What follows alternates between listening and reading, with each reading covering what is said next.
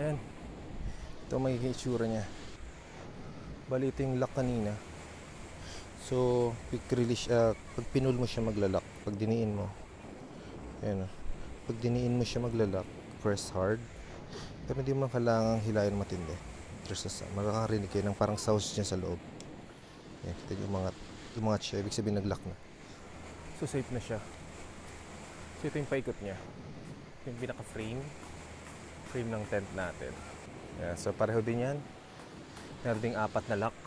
Sa taas wala nang lock yan. So ito lang mga lock niyan, 4 hanggang likod, paikot. So meron din sa taas. So yun yung kaninang pinull out natin, hinila natin pataas. Yan. So paano yan, paikot. So ito yung mga bintana. So ito na yung loob. So ito magiging itsura niya sa loob. Ganito lang siya liit kalaki, pero queen size alam ko sakto dito. So papakita natin yung loob natin pag nakalagay na yung setup ng kama natin. So ito yung bintana. Ayan, nabababa. Net. Tapos yan yung outer kanina. So mamaya lalagyan ng pole yan pataas. Makikita nyo rin yung finished product niya kasi lalagyan pa ng mga tali yung natin. Pegs. So ito yung loob. Merong 2 sabitan. Yan, mamaya makikita nyo rin. Merong butas yan. Yan ang itsura niya pag naka-cover na ng ating fly sheet, outside fly sheet natin sa labas. Yung makapal. Close screen. And then this one is another door na naman ulit. Tapos ito yung tali.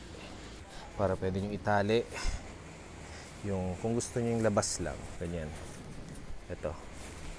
Yan, kung gusto niyo yung labas lang, you can use this one, this lock. Ayan o.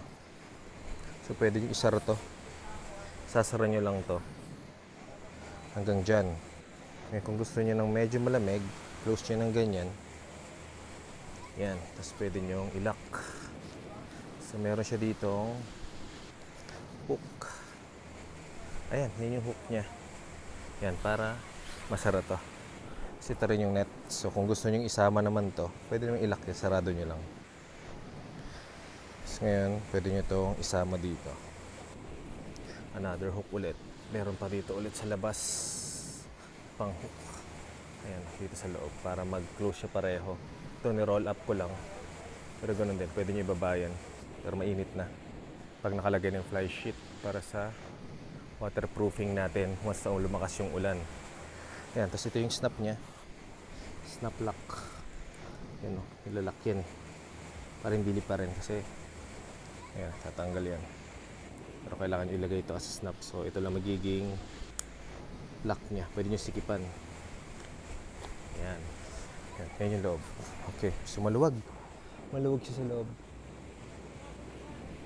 Yan. Okay. Tapos ito yung extension niya. Yung lalagyan natin ng kulambo. Yan. Dito natin ilalagay yung kulambo mamaya. Makikita nyo yung finished product yan. Paikot dito nilalak yan. Sinisiper lang dito. Yan. Sisiper mo lang dyan. So mamaya makikita nyo. So, good morning. So itutuloy na natin. Camp muna tayo dito sa beach somewhere here in Batangas. Maganda naman yung place. Walang gaano nagka-camp. So okay naman. At least dito nabuo natin yung ating tent. Ito siya. Ayan, kung makikita nyo, ito yung kabuuan niya. Ayan, yan yung paikot niya. Ganyan siya kalaki. Yan. So, if you already have the Village 6 Nature Hike, the 6.0 version 2, ang meron lang siya ay this part, this half, almost half. Hindi kasama tong extended part. So, pag flagship, meron siyang extended part and then they have two door, one here in the front, yan, double yan, and the other one is here inside the extended. And they have this net. Actually itong net na to para hindi malamok pag kumakain kayo, pwede kayo sa loob. Pwede siyang lagyan ng isa pang tent sa loob o pwede pang matulog, pero ginawa na lang namin siyang kusina o kainan minsan pag malangaw. So isa sa mga nagustuhan ko sa tent na to. So mamaya bubuksan natin yan. So as of now, kung ano yung nakikita nyo muna sa finish product o finish build ng ating nature hike na 6.0 flagship. Ayan. So ito yung mga bintana niya. So una natin papakita yung pegs. Nakakabit na yung mga pegs natin. Ayan. So hanggang likod. So at the back, ayan, meron din siyang window. Siyempre marami siyang tali. Kasi baka humangin o umulan, biglang matangay tayo. Pero para sa purpose ng ating video, tinali ko talaga lahat muna. Ayan, pinapaikot yan. Sa taas, ayan, on the top, you can see, para talaga siyang bahay, no? Pero actually, yung design niya parang Japanese style. Lalo yung mga window niya. Same as Japanese style. Ayan, ito yung awning na kasama pag tinayo mo.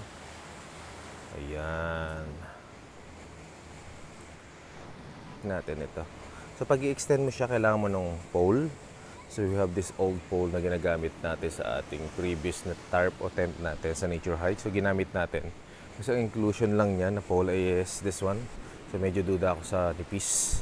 Lalo pag lumakas yung ulan. So yung nag-hold dun sa mismong extension natin ay ito. Yan. So yung pole na yan. So ganoon ang ginawa natin. Pole and then this one is the second pole for the awning o extension ng ating kitchen. So ibig sabihin, pwede kayo maglagay ng kitchen sa labas. Ayan. Inside naman pwede nyo gawing dining, kainan. So yun ang kinagandahan nitong Village 6 flagship. Ayan. So ito yung paikot niya. Ayan. See. Ayan. So ito yung inclusion ng mga tali. Ayan. Tinali natin siya dito. So isa sa magandang binili ko ay itong tali na to. Lagyan natin sa mga peg. Yan. Ang maganda dito na extend. So parehong may hook. Hook mo lang yan dyan, tapos hook mo na dito, tapos pwede mo nang habaan. So bili kayo nito guys kung gusto nyo magkabit ng mga ganito. Para lang sa maliliit na tent kasi may limit yung length nya. So ito yung pinaka window note natin. So we have this. Tanggalin muna natin itong ating tali. Kung mapapansin yung bintana niya sa labas, outside, pwede siyang i-velcro at saka zipper. Ayan. So safe na safe tayo pag umulan. Talagang well sealed siya na pag umulan. Hindi siya papasukin. Sa kabila din. On the other side, meron din siyang zipper. Ayan, naka-zip na. Tapos, pwede mo siyang i-roll. Kasi meron siya ditong ito, itong tali. Ayan, dyan. Hook. Pakita ko. Iikot mo lang to. Yan, so inikot mo yan para maging presko sa loob. So ito yung labas niya, no? Kung titignan nyo, i-roll nyo siya para may hangin na pumasok. The end ng pag-roll nyo, we have this lock. Hindi naman lock, parang hook siya. Ito, para ma-secure nyo yung pagkakaroll ng mismong window. Ayan, so press ko na siya, open. Siyempre ang disadvantage, pag umuulan, papasukin. Pero papakita ko sa inyo sa loob na meron pang isang zipper para may sarado din yan. Kasi itong fly sheet, meron siyang sariling window na pwede mong i-roll. For security reason na rin siguro, para hindi pasukin. Ganoon din sa kabila. So, kabilaan. So, maganda yung ventilation ng hangin sa loob. Even though na ang kapal-kapal ng fly sheet natin, at least meron siyang bintana. Yan o, yun ang kinagandaan sa mga malalaking tent. Ang dami niyang ventilation ng hangin. So, hindi kayo maiinitan talaga. So, ito yung isa. Yan. Pareho lang din sa kalikod. Yan. So, tinupin natin likod para mahangin. Dahil umaga naman na. Paggabi, syempre, para safe kayo, isarado nyo. O kaya, iganto nyo. Ayan o. Yan. Para safe na walang makasilip-silip dyan ang mga gamit nyo. Para syempre, security para importante. At pagdating naman sa peg mismo, ayan, titignan nyo. Meron siyang pang-lock dyan. Snap-on lock. Ng mismong fly sheet. Ito yung sinasabi sa inyong fly sheet niya. Ang kapal-kapal niya. Parang foil yung loob. Parang insulator sa loob. Para hindi pasukin ng ulan o ng moist or something. So ito yung loob. Yung inner niya, inner tent. Yan, manipis yan. Papasukin yan. Pero hindi pa rin naman nababasahe sa loob. Ayan. So kung gusto niyo isara. So bukod dito sa labas ng fly sheet na mayroong window, butas na may net. Sa loob meron din yan. They have also one na may net din. So double net pala to. Ayan. Yan, ito yung sinasabi, snap lock. Ayan. Ito yung peg natin. Ayan. Ito rin, itong awning niya. Nakakonect din niya sa fly sheet na pwede mong ibaba kung gusto mong isarado para mas secure kayo sa ulan, lalo pag bumabagyo. At may zipper para ibaba. Tapos ito yung pintuan sa labas. Yung ating entrance, pwede ring entrance talaga to. So meron siyang net, zipper sa inner tent, tapos meron din siyang isa pang close sa inner tent. So dalawa siya. So pwede niyo i-open yan para hindi mainit, pero may net para walang langaw o lamok. So pag matutulog, pwede niyo na tong ibaba. Ganon din yung lock niya. Hinuhook lang. Same as dun sa mga windows na nilagay natin. So sa pagkakasecure naman ng mga tali niya, sa bawat ganito meron niya nilalagay na tali. Ayan. So mayroong mga available. Ito para sa hook to eh. Ito para din sa hook ng bintana pag tinutupi. Yun yung mga gamit ng mga extra dyan na talian. Pwede mo siyang unzip pag naiinitan kayo. Kasi sinarado ko yung ating fly sheet kasi kagabi. Baka umulan o kaya may sumilip. Yan. Pero pwede siyang unzip. So buksan natin para makita nyo na net lang ang makikita. So unzip muna natin kasi umaga naman na. Unzip nyo lang yan. So merong zipper sa loob at saka sa labas. So buksan na natin. Ayan. So pwede nyo i-unzip. Yung sunod na sinabi ko, meron siyang net sa loob. Ayan o. Ito yung ating net para sa mga langaw o lamok. So pag binuksan nyo to, pwede nyo itiklop to muna. Tulad nung sa mga window natin, pwede nyo siyang i-roll muna habang hindi ginagamit. Ayan. Solved. Kita na sa loob. So, sarado natin ulit yung zipper. So ayan. So yun ang itsura niyan. Net. Ayan. Ito na yung net. Ayan. Net yan ha. Screen net. Manipis lang siya. Hindi ganun kainit. At saka hindi rin mabigat. So sa loob, pwede kayong kumain para walang mga langaw na gumugulo sa inyo. Kasi may mga campsite na malangaw talaga. So ang ginawa natin pagkakabuild dito, tinaasan natin yung awning yung pole natin para yung tubig bumaba dito sa gitna. Kasi yung iba, nililevel lang nila sa bubong. So ang pinaka-safe, i-level nyo pataas para yung tubig bumaba dito. Ayan, pag bumaba dito, dito lang nakapunta ng tubig yan eh. So mag-i-exit siya dito sa gilid. At dahil meron nga nitong extra extension na to, napakagaling na naka-invento. bababa lang siya papunta dito sa sahig na meron din ganito. Ayan. So, importante naka-down to. Kababa. Ayan. Para hindi pumasok sa loob ng ating tent. So, ayan. Pag ganyan ang design ko, mataas. Parang bubong din siya. Tapos sa extra awning niya, ibababa ko rin para yung tubig bumaba naman dito sa unahan. Pag umuulan lang naman ng malakas. Ayan. Okay, ito din naman dito. Dito sinasabi ko sa inyong net. Pwede niyong buksan. Kung papansin niyo yung net dito. Ayan. Bubuksan niyo lang. Pwede niyong iikot to. Para lang pumasok yung hangin. Ayan, meron ding pang snap o pang hook dito. Ayan, parang bintana talaga. Ganun din sa kabila. Roll niyo. Kung wala nang langaw o naiinitan na kayo. Yan, di ba? Parang bahay talaga. Isa sa mga advantage pag may ganito kalalaking tent. Mas feel mo yung camping. Pero glamping na ang tawag ata sa ganito. So, pwede na pumasok. So, ito yung loob natin. So, ito yung net. May zipper. So, ito yung extension niya.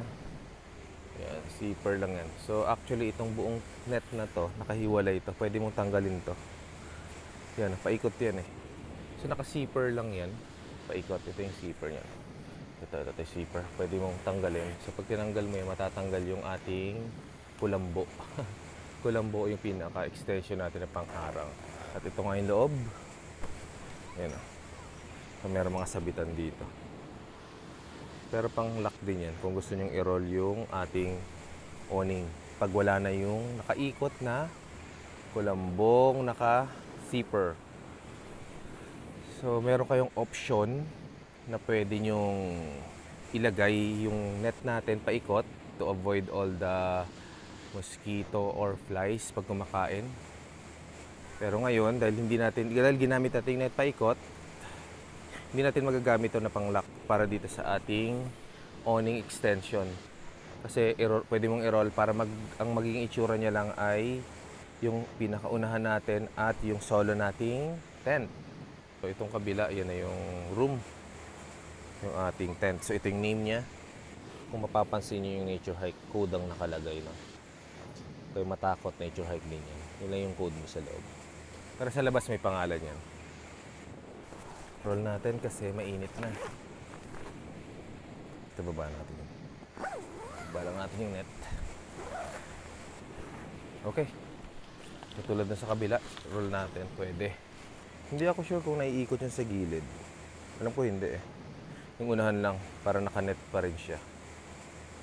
Yan. Malamig na yan kasi pinapasukan na ng hangin. So, pakita ko sa inyo yung ginagamit nating peg.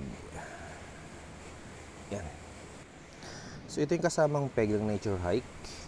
Yan. Saka ito yung nila, tali. Ito yung peg. Hindi ako sure sa sukat, pero sa technical sukat. Pero compare natin sa ginagamit natin. Yan. So, ito yung ginagamit natin sa beach. Pag nakakap sa beach, ito pwede ito sa mga rocky or muddy na ground pag nagte-tent. Pero pagdating sa beach, mas magandang ito ang gamitin niya. Yung size niya. Pero kung i-compare niyo kasamang peg nung nature hike, ganito lang kaliit. At ito yung para sa beach o binili natin. So, ilalagay ko sa link din yung price at kung saan natin binili itong peg. At huwag nyong gamitin ito sa beach. Aangat lang yan. Unless yung beach ay matigas yung sand na hindi naman nangyayari at hindi kakapit to. Dudulas lang.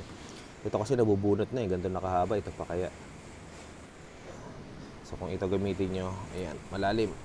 Up. So bumili ako ng isa pa na pole. Lagay rin natin sa link kung saan natin binili yan. Ayan, nahabaan pa yan. Pero kinuha natin sa size na ganyan para maitayo nyo yung sa labas, sa outside awning natin. Bumili ako ng isa pang pole. Kung wala pa kayo pambili, i-roll nyo talaga yan kasi or itali nyo to pababa. So hindi naman makakapasok yung hangin. So talagang suggested natin ay bumili ng pole sa Shopee. Mura lang, 200 lang ata yan. So ilagay na rin natin sa link yung pinagbila natin yan. Ayan, ito yung itsura niya. Ayan. Ang sukat ng haba niya ay parang isang buong sasakyan na may yung pickup. Parang kasi yung pickup ko Pag nilagay mo siya dito, kasing haba niya yan. So sa isa sa mga disadvantage, pag nasa campsite, large na to. Consider as large. So sa ngayon, ang mga nagpapacamp ngayon, meron ng ibang price pagdating sa size ng tent. Kasi nga naman, masasakop mo yung buong grounds. So ngayon, wala naman nagka-camp dito. So swerte naman, katabi pa ng sasakyan. May awning dito sa sasakyan, pwede ting isa pa para shadow ng OA. So ayan, ang size niya ay parang isang buong pickup o isang sasakyan ang haba. Pati ata lapad. Pag pupunta kayo sa campsite, sabihin nyo yung size ng tent nyo para maganda yung space. At saka maitali nyo ng maayos.